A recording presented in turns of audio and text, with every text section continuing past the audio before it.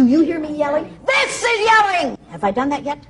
Okay, you're using a stern voice and Are it's making me angry. you defining me? No, I am not defining Is she you. defining me? Does she say I'm yelling when I'm not? Perception is everything. Do you feel like I'm yelling at you? Yes. Yes, why? Because you're using a stern voice. Stern, honey, it isn't my fault you're stupid. Would you like me Now, to go get my paper and pencil? I wouldn't like you in any way, shape, or form. Okay, then that's fine. Let's get that understood here. Okay. This isn't a matter of whether I like you or not. Repeat after me. One hen. One hand. One hen, two, not hand, hen. Hen. Hen. Lays eggs. One hen. One hen. One hen, two ducks. One hen, two ducks. One hen, two ducks, three squawking geese. One hen, two ducks, three squawking geese. One hen, two ducks, three squawking geese, four limerick oysters. One hen, two ducks, three squawking geese, four Hemerick oysters. Hemerick oysters? I'm sorry. Limerick oysters. Limerick oysters. One hen, two ducks, three squawking geese, four limerick oysters, five corpulent porpoises. You can remember everything, honey. No, This isn't hard for you. Go for it. One hen, two ducks, three squawking geese, four Limerick oysters, five, I forget the other one. Do you wish you had a paper and pencil? No. Do you think you're going to need one if I keep testing you on that? Yes. Then are you going to wish you had a paper and pencil? Yes. Yes. So in the future, what are you going to do when you go to a learning situation? Bring a paper and pencil. And keep it with Me. you. Did you learn anything? Yes.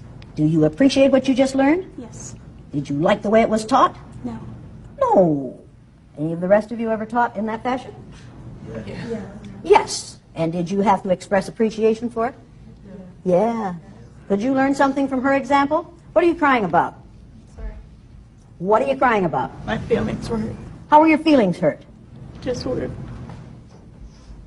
Should I feel sorry for her? I don't expect you to. Should I feel sorry for her? Some of you are thinking, oh, this is too harsh for this young woman.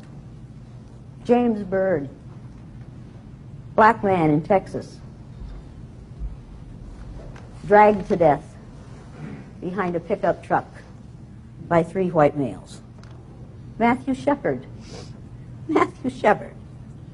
young man about you're a little younger than you are, had the misfortune to be born gay, beaten with a pistol about the head until they cracked his skull.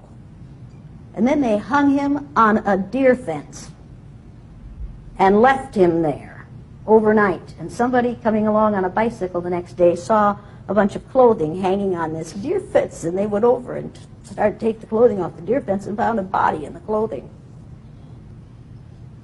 I'm sorry, but those things happen because we live in a society in which people are allowed to treat those who are different in an ugly way because of their differentness. I cannot shed tears for a young white female in this exercise who knows that this is an exercise, who knows that it's temporary, who knows that she's getting a college credit, 1 hour of credit for being here. I'm sorry. I have to save my sympathy and my empathy for those who go through something much worse than this every day of their lives. Tears were coming in my eyes, and when I saw these people crying, I'm like, but it wasn't for them. It was for the fact that I know people who are going through that right now while we were sitting in that classroom and had the privilege and the time, the opportunity to be going through an experiment, that there are people outside who go through that 10 times worse than any student of color in that room.